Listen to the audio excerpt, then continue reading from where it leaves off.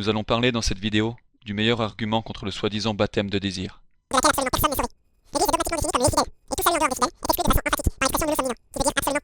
Les faits que nous avons couverts nous permettent d'en finir une bonne fois pour toutes avec la fausse théorie du baptême de désir.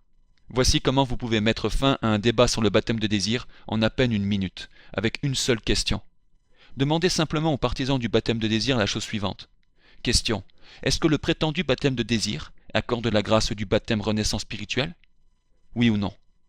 S'ils ne savent pas ce qu'est la grâce du baptême, la renaissance spirituelle, expliquez-leur que selon l'enseignement catholique, c'est la grâce qui remet tous les péchés, toutes les peines dues au péché, et place la personne dans un état où il ou elle irait directement au paradis, si il ou elle mourrait dans cet état, sans même passer par le purgatoire. Est-ce que le baptême de désir donne à une personne cet état? Oui ou non? Il y a une chose aussi extrêmement importante, le baptême de sang, le baptême de désir, à la page 4. Alors, ce sont des points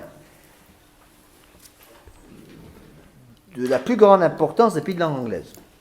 Beaucoup moins ici. Pourquoi? Parce que dans les pays de langue anglaise, dans toute la tradition, dans tous les pays de langue anglaise, je ne les connais pas tous, mais je connais un bon paquet, on a d'énormes difficultés dans nos chapelles avec une secte.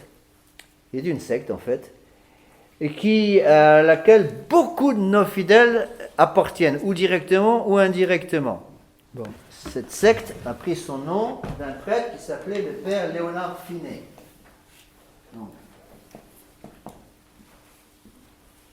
Alors, en France, à ma connaissance, en tout cas, je me trompais, cette secte n'existe pas. Donc on appelle les gens qui suivent le père Léonard Finet les finéistes. Finéites, bon, je ne sais pas comment traduire en français, finéiste, je pense. Le père Finet a été excommunié par le pape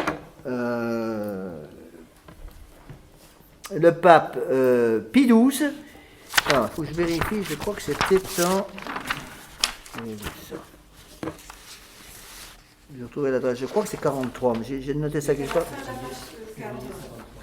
53 ou 43? 53, d'accord, oui. Donc, il a été excommunié. Alors attention, il faut bien savoir, il a été excommunié par le pape Pie XII parce que le père Léonard Finet est un prêtre de Boston, aux États-Unis, niait le baptême de sang et le baptême de désir. Alors les Finéites disent tous la même chose. Ils disent le père Léonard Finet a été condamné par Pie XII parce qu'il prêchait hors de l'Église catholique pas de salut. Ce qui est faux. Surtout Pie XII. Pie XII est très ferme là-dessus, c'est un pape, vrai. Donc, le pape Pie XII enseignait hors de l'Église catholique pas de salut. Le père Finet n'a pas été excommunié pour cette raison, mais il a été excommunié parce qu'il niait le baptême de sang et le baptême de désir. Alors, ils ont fait énormément de mal parce que ce groupe, on peut pratiquement appeler une secte, parce que c'est vraiment l'esprit de secte, nie complètement le baptême de sang et le baptême de désir, mais en même temps ont une maison d'édition aux États-Unis qui est très connue dans la tradition et qui édite d'excellents livres. Bon, ils ont une revue qui est très bien faite, qui s'appelle From the Housetop, c'est le nom de la revue, et qui est dans presque toutes les mains traditionnalistes aux États-Unis. Alors, c'est le problème. Ils prétendent que après la mort de Pie XII, cette excommunication a été relevée, ce qui est d'abord, à ma connaissance, faux. Et en plus de ça, le problème n'a pas été changé. Ils nient toujours, les finéistes, nient toujours le baptême de sang, le baptême de désir. Encore une fois, à ma connaissance, cette secte n'existe pas en Europe. Je n'en ai jamais entendu parler. Je crois qu'il n'existe même pas, je ne sais pas si ça existe en Angleterre. J'ai jamais fait d'apostolat vraiment en Angleterre, donc je ne peux pas trop en parler. Mais par contre, en Nouvelle-Zélande, on en avait beaucoup en Australie, on en avait énormément aux États-Unis. Donc, presque toutes nos chapelles traditionnalistes aux États-Unis, vous avez des Finéites. Alors, peut-être que vous vouliez parler justement de votre parcours par rapport au finisme. Alors, si vous oui, dans mon parcours donc, au prieuré, hein, donc, effectivement, donc, quand j'ai parlé des jeunes qui sont arrivés, j'ai eu particulièrement donc, un jeune qui voulait se faire baptiser. Donc, il voulait se faire baptiser. Donc, je l'ai reçu, je l'ai formé, je l'ai baptisé. Et puis, il m'a, de fil en aiguille, donc il était peut-être là poser les premières bases, comme ça, pour aller un peu plus loin. Il m'a fait connaître donc une autre personne qui, 2 ans auparavant, ou une bonne année auparavant, m'avait donné un coup de téléphone en disant « Qu'est-ce que vous pensez du baptême de désir ?» J'avoue qu'à ce moment-là, il m'avait cassé les pieds, je l'avais renvoyé comme il faut. Hein. Mais là, donc, ce jeune, donc, demandant le baptême et tout ça, donc, ils ont essayé de rembrancher donc, la chose. Et puis, par Internet, hein, parce que beaucoup maintenant, comme je voyais encore tout à l'heure, donc pour des jeunes là, qui se convertissent et soit qui demandent le baptême ou qui veulent se faire baptiser, bien sûr, par les sites Internet, donc voilà, ben, ils sont tombés sur le finéisme, les frères Dimon, hein, et voilà, donc ils ont étudié la question, et puis vraiment, ils voulaient aussi me convaincre de cette chose-là. Alors, j'ai été très réticent, naturellement, parce que c'est pas ce qu'on apprend au séminaire, hein, ni en communauté religieuse. Normal, c'est l'enseignement de l'Église, donc effectivement. Mais ayant travaillé, moi, ayant fait un livre qui s'appelle 40 ans d'erreur sur l'infaillibilité de l'Église, hein, spécialement sur le magistère ordinaire et universel, un des 2 modes d'enseignement infaillible de l'Église, je me suis dit, moi, je vais regarder ça à la lumière de ça, de ce que j'ai fait, de mes travaux. Et techniquement, je me suis entièrement basé sur cela. Or, le pavé donc, qui a été fait donc, sur ce problème en dehors de l'Église, point de salut, le baptême de désir, et je pensais que j'ai fait confiance. J'aurais pas dû faire confiance aux références, au tas de références. J'aurais dû aller vérifier les références. Voilà. Et trompé au niveau donc, de ce baptême de désir concernant le magistère extraordinaire, parce qu'on m'a dit, on m'a fait comprendre qu'il n'y avait rien au niveau du magistère extraordinaire. Je me suis dit, moi, je m'avais regardé donc, au niveau du magistère ordinaire universel, et je me suis tout de suite aperçu que quand les gens ont su que je versais dans cette hérésie, il faut le dire, hein, qu'ils avaient un problème sur ce magistère ordinaire universel. Alors, ce n'est pas eux qui ont pu me donner les arguments pour me dire, attendez, monsieur l'abbé, vous faites marche arrière, ça ne va pas. Et donc, ben voilà, j'ai tenu quelque temps cette position-là. J'ai déçu des personnes, c'est évident. Mais dès que un de mes séminaristes, qui justement, lui donc, avait été vraiment féru donc, de la chose, a commencé donc je me rappelle, c'était juste après la Pentecôte. Hein, il m'a dit, c'est le Saint-Esprit là qui est intervenu. Juste après la Pentecôte, il me dit, monsieur l'abbé, vous savez que, voilà, il m'a donné les véritables arguments que j'attendais et que j'attendrai, donc à la limite, toujours. J'ai dit, bon, ben ça va, j'ai pas mis 30 secondes. J'ai dit, ça va, on détricote tout. Hein. Vous savez, quand vous mettez un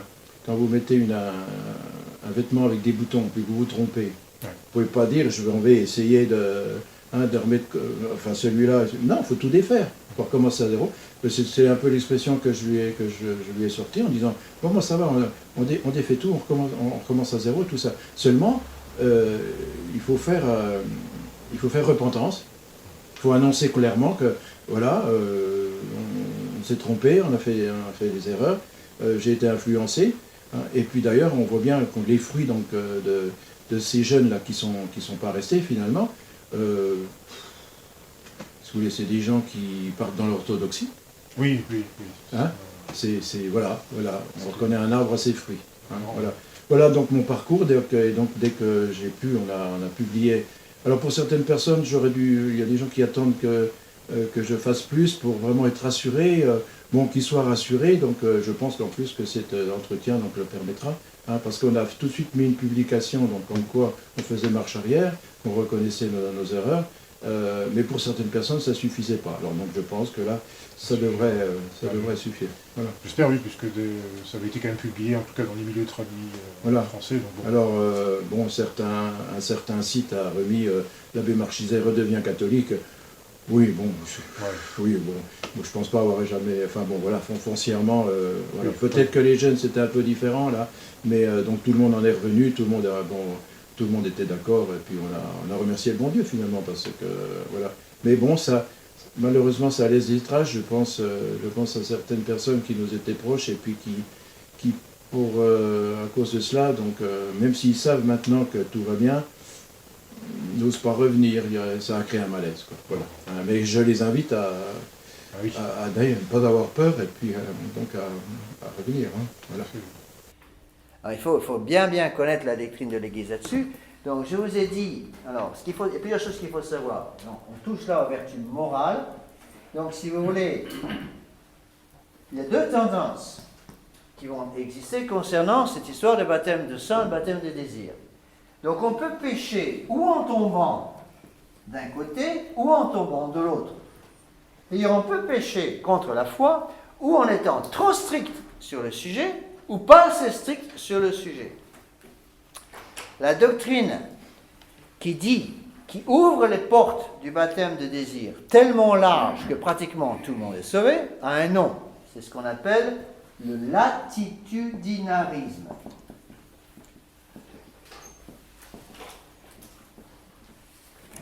J'utilise tout le temps ce terme-là parce que souvent nous avons des gens, des adultes qui viennent nous voir et disent, vous savez, moi, vous poussez à venir au catéchisme pour les adultes, j'en ai pas besoin, je connais très bien mon catéchisme. Alors c'est la question que je pose très bien, qu'est-ce que c'est que le latitudinarisme? Ah ben je sais pas, bon, donc vous avez besoin de venir au catéchisme, je vais vous voir. Bon. Qu'est-ce que ça veut dire que latitudinarisme? Ça vient du latin latitudo, qui veut dire l'ouverture de la porte. Donc c'est une hérésie, parce que ça a été déclaré par l'Église, hérésie, attention. C'est une hérésie qui consiste à ouvrir tellement large les portes du baptême de désir que tout le monde est sauvé. Pour ceux qui ont bonne mémoire, si vous vous rappelez le texte qui avait été publié, si mes souvenirs sont exacts, c'est en 86 ou 87, une lettre avait été envoyée par Monseigneur Lefebvre et Monseigneur Castromayer, ils avaient signé tous les deux, et ils avaient mis dans cette lettre, qui était une lettre envoyée à... C'était Jean-Paul II, Paul VI, je ne me rappelle plus. Une lettre envoyée dans laquelle ils les avaient mis tous les deux, Monseigneur de Castromayer et Monseigneur Lefebvre, avaient mis une liste de toutes les grandes hérésies. Je me rappelle, j'étais encore au séminaire. Donc, ça devait être avant 79. Et dans cette liste, il y avait un des points qui disait une conception latitudinariste de l'Église. Alors, j'étais séminariste, du gros de bas grandeur, j'ai lu ce papier. Qu'est-ce que c'est que ce machin-là? On s'est tous précipités à la bibliothèque pour essayer de savoir qu'est-ce que c'était que cette bête étrange, latitudinarisme. Et en fait, c'était ça, une conception latitudinariste de l'Église, ça veut dire une conception qui pousse à ouvrir les portes du baptême de désir, que tout le monde est sauvé. C'est ce que raconte Benoît XVI à longueur de journée aujourd'hui. Tout le monde est sauvé parce que tout le monde, il y a des valeurs de salut dans toutes les régions d'après lui. Jean-Paul II faisait la même chose, et pratiquement depuis la mort de Pie XII, du pape Pie XII en 58, pratiquement c'est l'enseignement officiel de l'Église. Donc, il faut faire attention. Donc ça, c'est l'ouverture à gauche. À droite, c'est ce qu'on appelle le finéisme. Le finéisme, ça c'est l'inverse. Alors, j'ai bien essayé de vous l'expliquer à fond, mais ce que vous devez bien comprendre, c'est que des tas de fidèles dans les milieux de langue anglaise se sont fait avoir par le finéisme, parce que le finéisme est une tentation sous apparence de bien. Bon. Dans les milieux de la tradition, c'est très à la mode, il faut être ferme, il faut être dur, et plus dur que le voisin. Donc le voisin dur, moi je suis très dur. Le voisin très dur, moi je suis très très dur. Le voisin très très dur, moi je suis très très très très dur. Voilà. Puis on continue comme ça d'augmenter. Bon. Et donc le finéisme a fait des ravages, surtout dans les milieux, c'est les vacantistes aux États-Unis, parce que les gens disent le latitudinarisme est mauvais, donc je prends la contradiction. Ils ne comprennent pas que la contradiction, c'est une autre hérésie. Donc le finéisme, c'est peut-être pas au sens propre du terme une hérésie, mais ça frise l'hérésie. Bon, ça frise l'hérésie, moi personnellement je pense que c'est pratiquement hérétique. Donc le finéisme, encore une fois, consiste à dire que quelqu'un qui meurt sans le baptême d'eau va en enfer. Donc il nie le baptême de sang et le baptême de désir.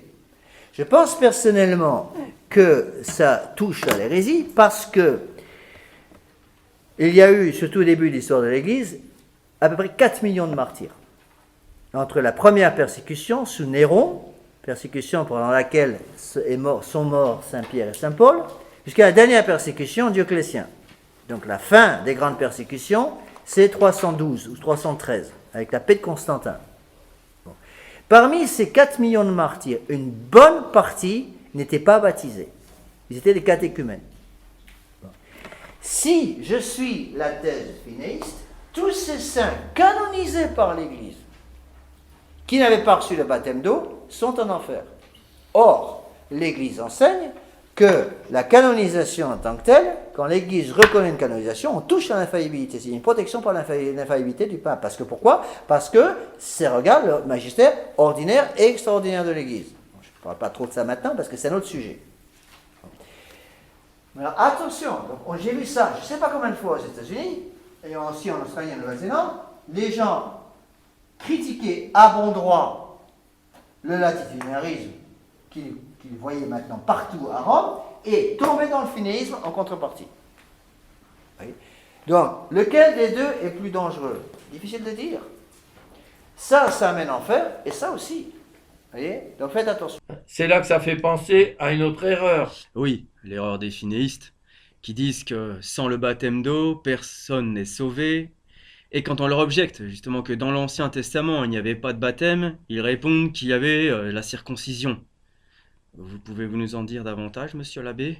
Alors, ces finéistes, c'est donc le père Finet, qui je crois qui était jésuite, Ouais. qui prenait les...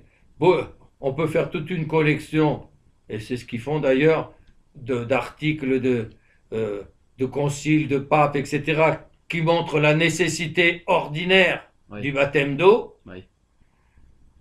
et ils se braquent là-dessus, et puis tout ce qui concerne le baptême de sang par le martyr et le baptême de désir, ah non, non, non, non, non, c'est absolu, s'il n'y a pas de baptême, non. Oh, c'est absolu. Alors attention. Alors, vous me referez revenir, si j'y pense pas, à la comparaison avec la circoncision. D'accord, oui. C'est absolu, s'il n'y a pas de baptême. Bon. Alors, messieurs, les finéistes, on lit je ne sais combien de fois dans le martyrologe, les bourreaux, ça fait je ne sais pas combien de fois qu'ils torturent des chrétiens, etc. Et ils ont vu des milliers qui, au début, ferment et tout ça, qui craquent tout de suite. Oh. Alors, il y a des chrétiens aussi qui craquent. Ouais. Mais il y en a une grosse quantité qui ne craquent pas. Des petites filles, des vieillards, des petits jeunes, mais d'où elle leur vient cette force pour résister à ces supplices atroces. Alors quelquefois, il y a le miracle, quand Saint-Laurent, le diacre Saint-Laurent, dit, bon, je crois que je suis assez cuit de ce côté-là, vous pouvez me tourner de l'autre, et puis après, mangez donc, hein, ou on le fait roussir sur un gris. Il y a une force divine derrière. Ça, c'est évident. Bon. Quand on voit Sainte Perpétue ou Félicité à Carthage, on les a exposées aux bêtes, hein, parce qu'elles sont restées fidèles à la confession de la foi après avoir passé tout un temps en prison. Bon. Et entre parenthèses, il y en a, elles étaient catéchumènes. Bon, mais là, elles ont pu être baptisées avant. Bon. Il y a une des deux, la vache, etc., ou le taureau, l'a lancé en l'air plusieurs fois ou quoi. Elle a fait le réflexe de remettre sa robe déchirée sur le réflexe donc, de pudeur, etc., hein, sur sa jambe. Mais elle a la jambe en sang, etc. Et à un moment, elle se tourne, on dirait qu'elle revient à elle-même. Elle se tourne vers un jeune de la communauté chrétienne qui était là pour prier pour elle. je dis un nom, mais je ne sais pas si c'est le prénom, Tarcissus. Est-ce que le combat va bientôt commencer? Ça veut dire quoi? Ben, qu'elle a une extase jusque-là et qu'elle n'a rien senti. Ouais. Bon. Mais quelquefois, ils le sentent, mais ils ont une force plus. Alors les bourreaux, ils se disent, il y a quelque chose de divin. Alors, on lit je ne sais combien de fois dans le martyrologe, ils se sont convertis, ils se déclarent chrétiens, on leur coupe la tête. Ah non, d'après les finaïstes, ils sont damnés. Ils sont damnés parce qu'ils n'ont pas reçu le baptême d'eau. Ouais. Oh, mais vous, pour qui vous prenez Dieu? C'est abominable comme doctrine. Pour qui vous prenez Dieu? Autant, quand on peut, et alors on doit user des canaux ordinaires, il faut le faire et on doit le faire. Ouais. Mais là, c'est impossible. Ils donnent toute leur vie à notre Seigneur, etc., jusqu'à la dernière goutte, en professant sa foi publiquement. Ah non, ils sont damnés, ils n'ont pas reçu le baptême d'eau, puisqu'ils nient le baptême même de sang. D'accord. Bon, je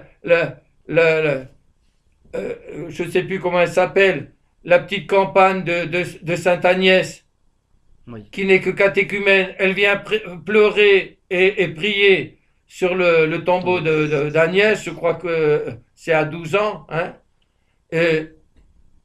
Elle est lapidée sur le tombeau par les païens. Ah ben d'après eux, elle est damnée. Oh, mais vous prenez Dieu, mais vraiment pour qui?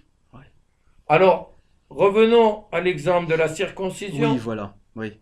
Eh bien, d'après eux, ben oui, c'était figuré par la circoncision, donc c'est la circoncision qui remplaçait le baptême. Ah, bon, alors déjà, pour tout l'Ancien Testament, il y avait une autre façon que de se sauver que sans le baptême. Ah, bon.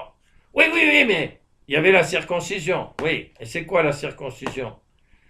Bon, on enlève un petit morceau de chair sur les petits garçons. Et on risque pas de le faire sur les filles, puisque c'est un endroit où que les filles n'ont pas, hein, comme on dit. Eh bien, d'après votre théorie stupide, alors la moitié de l'Ancien Testament, c'est-à-dire toutes les femmes de l'Ancien Testament, Oui. elles ne pouvaient pas avoir la circoncision, donc elles étaient damnées. Ouf! Donc Sainte Anne est damnée, d'après eux, alors si je comprends aussi. Bon, C'est hein. dans la logique. Alors, si on revient aux leçons qu'on a lues au bréviaire il y a encore quelques jours, Oui. de Saint Paul aux Romains, Oui. qui dit, il s'adresse aux Romains, et bon, les Juifs, il y a une poignée qui reste fidèle, c'est eux qui transmettent le flambeau. S'ils n'avaient pas été là, ben, on n'aurait pas eu le flambeau de la foi. Hein. C'est par eux que le flambeau est donné, mais le grand nombre se perd. D'accord. Et eux, ils avaient une promesse spéciale, donc ils avaient un titre, on pourrait dire presque de justice, non pas en soi, mais parce que Dieu leur avait promis que ces grâces leur soient accordées, dans la mesure où ils respectent la volonté de Dieu. Bien sûr. Et la volonté de Dieu, c'est que la circoncision soit abandonnée, c'était qu'une figure. Et au début, ils n'arrivent pas à s'habituer à ça. Hein. Ouais. Donc, c'est le baptême qui remplace. Et pour faire comprendre ça, et en même temps, pour que les Romains, qui eux n'étaient pas de la descendance charnelle d'Abraham, il veut leur faire comprendre, oui, mais qu'ils peuvent être de sa descendance spirituelle. Ouais. Alors déjà, il dit, ben, c'est pas la descendance charnelle d'Abraham qui compte, puisqu'il y a les fils issus de Sarah, et après de Jacob et tout ça qui sont les suivants, mais il y a ceux qui sont issus d'Agar, qui sont aussi fils charnels d'Abraham. Et si ça suffisait d'être fils charnel d'Abraham, oui, mais il y a aussi la circoncision. Attendez, ils sont aussi circoncis. Tous les Arabes, etc., qui descendent d'Abraham sont aussi circoncis. Bien sûr. Et pourtant, ils ne font pas partie du peuple hébreu. Ah, donc ça ne suffit pas. Ouais. Alors quel est le sens? Eh bien, saint Paul l'explique lui-même. Il dit, l'alliance est faite et la promesse de salut est faite à Abraham dans le prépuce. C'est-à-dire, il n'est pas circoncis. Et le symbole, le signe extérieur de l'alliance, c'est la circoncision. Autrement dit, Dieu veut qu'il y ait un signe sensible d'alliance et d'acceptation d'alliance avec lui et d'acceptation de sa volonté. Et dans la mesure où on peut le faire et on doit le faire, si on ne le fait pas, eh ben on ne fait pas partie du peuple élu et on se perd. Mais dans la mesure où on ne peut pas la recevoir parce qu'on est une femme à cette époque-là, mais on adhère à cette alliance à travers son mari, à travers ses enfants, ses garçons, etc.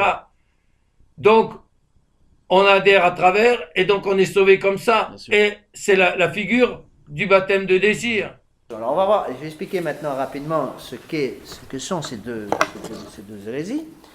Donc pour comprendre, nous allons expliquer maintenant le baptême de sang, le baptême de désir. Alors attention, l'Église enseigne que les baptêmes de sang et de désir ne sont pas c'est pas un sacrement au sens propre du terme, et c'est la raison pour laquelle l'Église enseigne que le baptême de sang et le baptême de désir ne donnent pas le caractère. Bon. Cela efface le péché originel, mais pas le caractère. Attention. Donc, quelqu'un qui meurt avec un baptême de sang, un baptême de désir, peut aller au ciel parce qu'il meurt en état de grâce. Cependant, il faut quand même faire très attention à un certain nombre de choses. D'abord, avant toute chose, il faut bien comprendre que le baptême de désir n'est qu'une exception à une règle, qui donc demeure. La règle, c'est, hors de l'Église catholique, pas de salut. Celui, nul qui ne naît, renaît de l'eau et de l'esprit, donc nul qui n'est pas baptisé, pourra posséder le royaume des cieux. Donc personne ne peut être sauvé sans le baptême, parce que le baptême efface le péché originel. Dans certains cas extraordinaires, le baptême de désir ou le baptême de sang peuvent remplacer le baptême d'eau. Mais, une chose à ne pas oublier, le baptême de désir ne remplace pas en lui-même le baptême d'eau. C'est-à-dire, quelqu'un ne peut pas dire « j'ai un baptême de désir, puisque j'ai le baptême de désir, donc je ne me fais pas baptiser avec le baptême d'eau ». Vous comprenez la nuance? Dans ce cas-là, le baptême de désir ne vaut rien. Bon, le baptême de désir donc correspond à des choses très précises. Nous allons expliquer ça rapidement. J'ai mis ici à la page 4. Le baptême de sang et le baptême de désir ne sont donc pas des sacrements, ils ne donnent pas le caractère et ne font pas rentrer dans l'Église militante, mais donnent la grâce car ils sont des actes de charité parfaite. Il est de foi qu'un acte de charité parfaite efface tous les péchés mortels. Quelqu'un commet une faute grave, un catholique commet une faute grave, il ne peut pas se confesser parce qu'il n'y a pas de prêtre disponible immédiatement.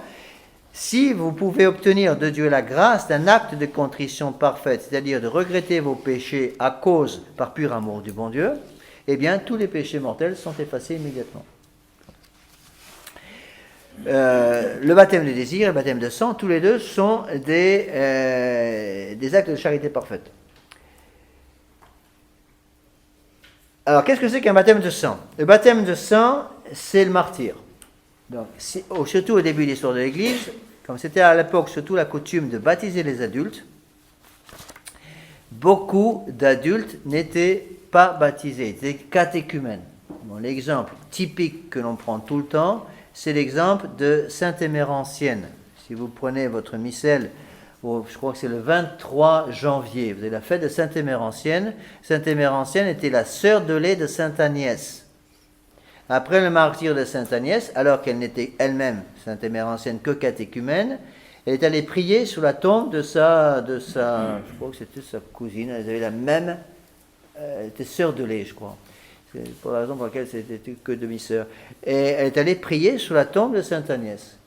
Et là, elle a été vue par des païens qui l'ont massacrée. Elle était catéchumène.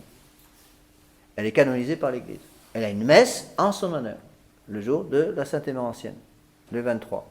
Donc j'utilise toujours cet exemple quand j'ai devant moi des finéites. Alors, si je suis Fénéite, je suis obligé de dire que Sainte-Marie-Ancienne est en enfer. Donc l'Église, dans son missel officiel, nous fait prier pour quelqu'un qui est en enfer. C'est une ineptie. Vous voyez les conséquences.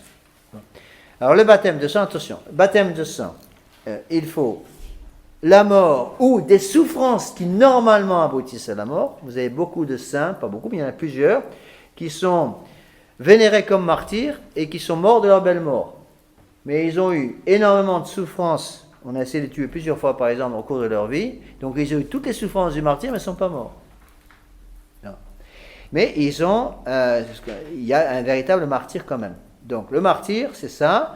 C'est la volonté d'accepter toutes les souffrances qui, normalement, mènent à la mort, sans se révolter.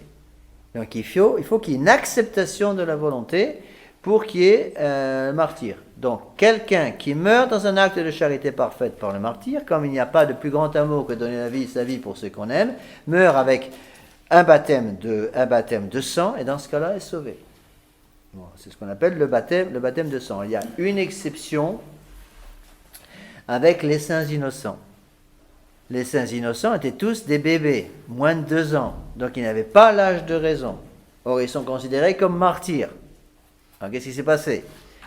L'Église enseigne, bon, on ne sait pas exactement, parce qu'il est 2 fois que les saints innocents sont martyrs, donc ils sont au ciel, c'est cette fois. Par contre, ce qui ne l'est pas, c'est la raison par laquelle Dieu a donné cette grâce à ses enfants. Alors, la plupart des théologiens pensent que Dieu a donné à ses enfants qui avaient moins de 2 ans la grâce de l'usage de la raison, et que librement, avec la grâce actuelle du bon Dieu, ils ont accepté de mourir pour le Christ. Donc, ils sont vraiment martyrs. Mais quoi qu'il en soit, les enfants qui sont morts à ce moment-là autour de Bethléem, les 2 ans et moins, sont martyrs. Alors, le baptême de désir maintenant. Ça, c'est un petit peu plus compliqué.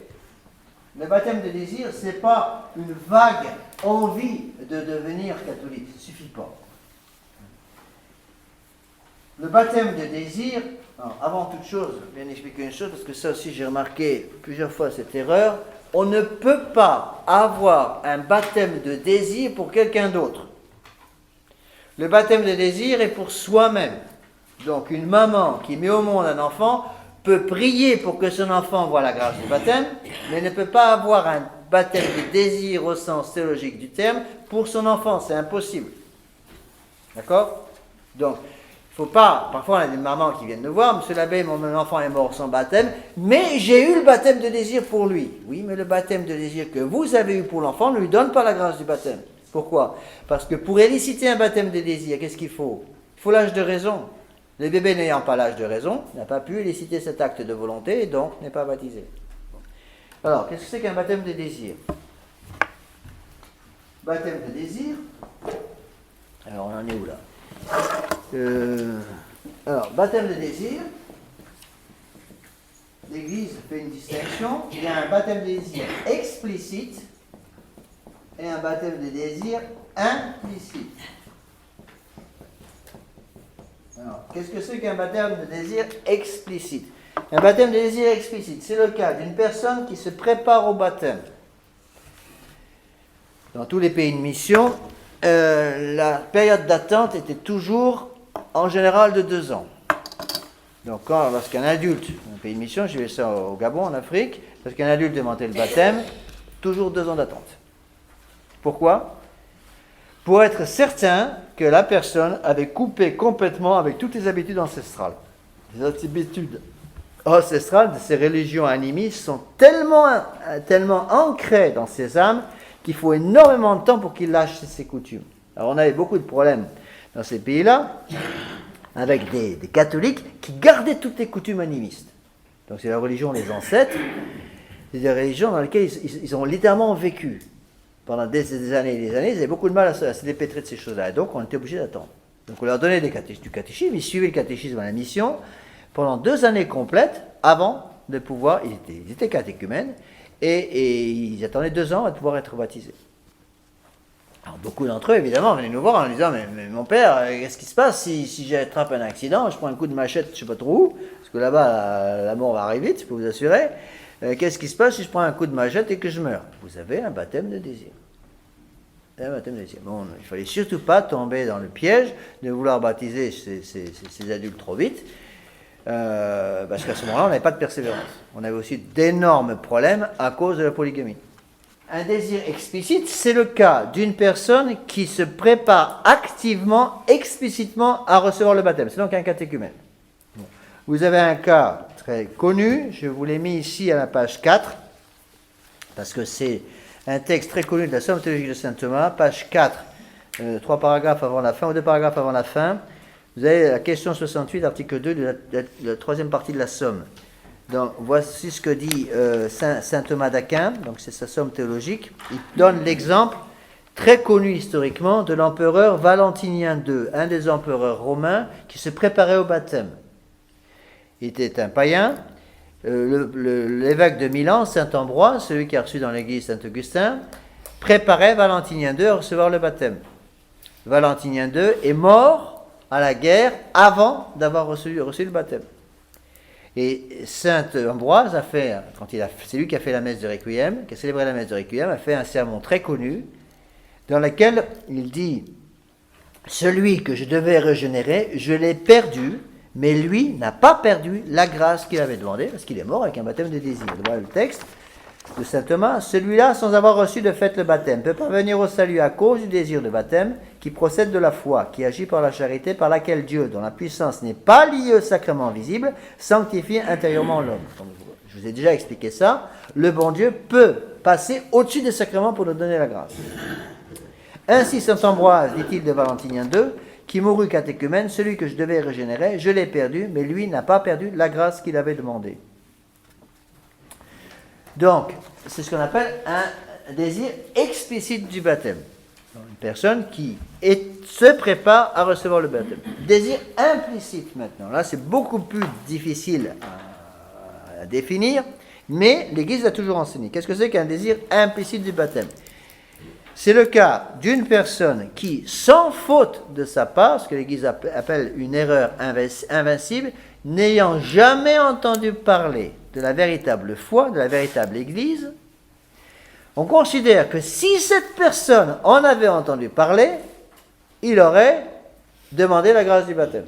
Donc, Dieu seul peut déterminer si telle âme a un désir implicite du baptême. Nous, on ne peut pas. C'est pratiquement impossible.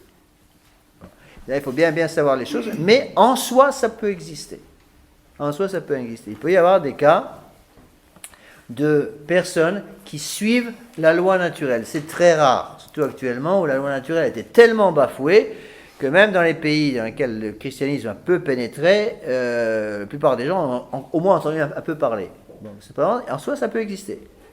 Bien que l'évangile ait été prêché sur toute la surface de la terre, on peut imaginer le cas de personnes qui, sans faute de leur part, n'ont jamais entendu parler du vrai Dieu, ignorent tout du vrai Dieu et de la véritable Église. S'ils sont de bonne foi, et Dieu seul, encore une fois, Dieu seul peut juger cette question, s'ils sont de bonne foi, et s'ils avaient été mis en présence de la véritable Église, ils auraient demandé le baptême, ils ont ce qu'on appelle un désir implicite du baptême.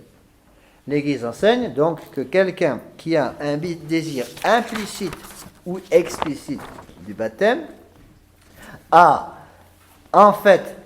fait un acte de contrition parfaite et s'il meurt dans ces conditions, sera sauvé. Donc voilà le texte ici. Le baptême de sang, haut de la page 4, c'est le martyr. Il n'y a pas de plus grand amour que de donner sa vie pour ceux qu'on aime. Alors, baptême de désir explicite, c'est le cas d'un catéchumène avec une vraie contrition. Attention, pour que le baptême de désir explicite s'exerce, il faut que la personne qui est catéchumène et qui se prépare au baptême ait la contrition de ses péchés. Donc, quelqu'un qui se prépare au baptême, qui est donc catéchumène, qui vit tranquillement dans le péché mortel, ne peut pas espérer utiliser la grâce du baptême explicite. Bon, c'est le cas, pour revenir à mon cas, c'est le cas d'une personne qui est dans le concubinage. Imaginez un monsieur qui a 4 épouses légitimes, un Gabonais par exemple, qui vient demander le baptême à la mission. On va lui demander, pendant les 4 années, les 2 ans pardon, de préparation pendant lesquels il va suivre le catéchisme, il va falloir qu'il vive comme un catholique. Donc on va lui demander de venir à la messe le dimanche, on va lui demander de dire son chapelet tous les jours, on va lui demander de ne vivre avec qu'une seule de ces 4 femmes, d'en choisir une. L'Église a donné Pie XI, le pape Pie XI avait donné la dispense à ces gens-là, ils avaient le droit, parce que c'était pratiquement impossible de savoir qui était l'épouse légitime, puisqu'en général ils avaient pris les 4 en même temps, donc personne ne pouvait savoir quelle était la bonne, donc ils avaient le droit d'en choisir une sur les 4, ou de les renvoyer toutes les 4 et d'en prendre une autre.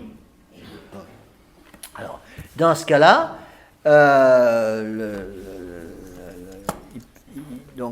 on leur demandait, si vous voulez, pendant ces 2 années de préparation, de vivre, on ne peut pas dire vraiment un état de grâce, quoique s'ils avaient vraiment un baptême de désir explicite, ils étaient en état de grâce.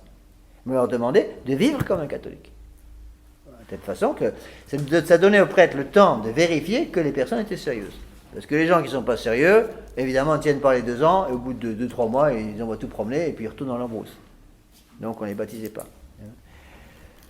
Alors, le baptême de sang et le baptême de désir, explicite et implicite, représentent des actes de véritable charité, des actes de charité parfaite, et donc effacent la tâche du péché originel.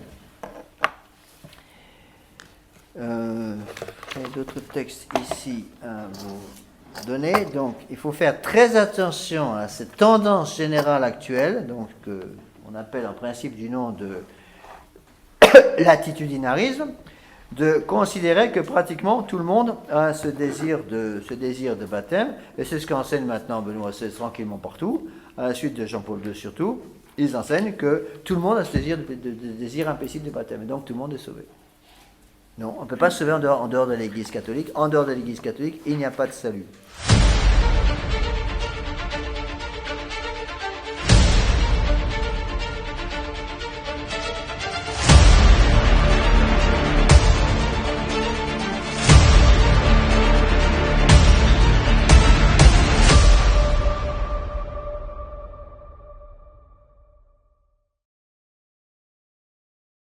L'une des discussions préférées des faux traditionalistes que vous avez dû croiser sur Internet concerne la position non unacum.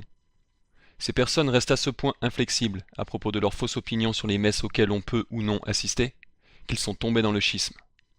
Ils condamnent comme hérétique ou apostat toute personne qui reçoit les sacrements de la part d'un prêtre ayant une position théologique hérétique. Comme le montrera la discussion audio qui va suivre, leur position les obligerait à condamner comme hérétiques le très rigoureux pape Saint Pie V. Ainsi, ces éléments permettent de justifier la position équilibrée et catholique que nous avons énoncée sur la question de recevoir les sacrements aujourd'hui. Vous retrouverez notre avis dans le dossier Messe et Confession. Cet audio avec ces citations permet de réfuter les faux traditionalistes schismatiques radicaux. Toutefois, soyons clairs que ça ne veut pas dire pour autant qu'il est acceptable pour un prêtre ou un évêque d'inclure le nom de l'antipape François dans la prière du Te Igitur, ou la prière équivalente dans le rite oriental, ni que l'on devrait assister à toutes les messes traditionnelles où le prêtre accepte François comme pape. À notre avis, on ne peut assister qu'à un nombre très limité de ces messes, car la plupart de ces prêtres sont des hérétiques notoires. Mais cette discussion sert plutôt à montrer comment un catholique traditionnaliste peut être justifié en recevant la communion de certains prêtres qui célèbrent la messe traditionnelle et reconnaissent François comme pape. Cette discussion permet de défendre notre position. Une personne peut être justifiée en recevant les sacrements de certains de ces prêtres, tant que l'on n'est pas d'accord avec ce prêtre, qu'on ne le soutient pas, et que ce prêtre n'est pas un hérétique notoire, et qu'il n'est pas contraignant dans son hérésie. Jamais. Que dit l'Église? Peut-on être en communion avec un hérétique? Non. La communion avec Georges Bergoglio, c'est un mensonge. Une chose qui ne peut pas être. Il ne fait pas partie de la communion des saints, puisqu'il est en dehors de l'Église de son propre choix. Il enseigne par exemple l'hérésie du salut universel, ce qui suffit à dire qu'il est en dehors de l'Église. L'hérétique s'exclut par sa propre volonté de l'Église. Il n'a pas besoin d'être déclaré hérétique pour n'en faire plus partie. De plus, celui qui se fait appeler François est aussi un apostat, puisqu'en organisant les journées d'assises, où sont adorés des démons pour obtenir la paix dans le monde, il commet un acte d'apostasie publiquement. Et non seulement il l'accepte, ce que tant de catholiques ont refusé de faire au prix de leur vie. Donc non seulement lui, il l'accepte, mais en plus, il l'organise librement. Donc c'est un fait certain, il n'y a même pas à en discuter, que cet homme n'est pas dans l'Église catholique. On ne peut donc pas être en communion avec lui. C'est une certitude. Ça ne mérite même pas de débat théologique. C'est un constat. C'est un constat que toute personne sensée fait juste en ouvrant les yeux et en ouvrant les oreilles. Il n'y a rien de plus à dire. Je veux dire, les catholiques des anciens temps auraient tout de suite vu que cette personne n'est pas catholique. Il n'y aurait pas eu de débat. Alors, sur la question de savoir si on peut être en communion avec lui, non, bien sûr que non.